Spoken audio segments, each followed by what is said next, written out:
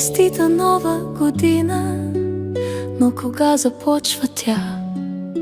Подобно както и деня, злите сили промениха началото на годината, от пролет в средата на зимата, от живота към смъртта.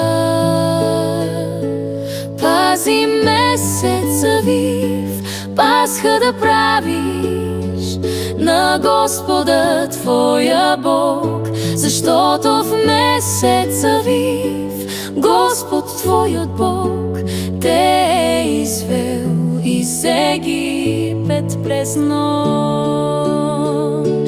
Тоя месец ще ви бъде началния месец, ще ви бъде първият в годината.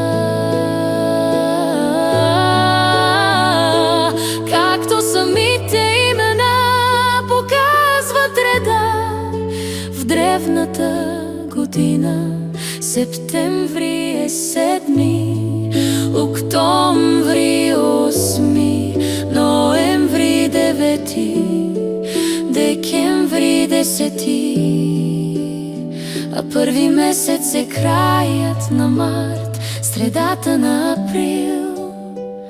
Честита нова истинска година.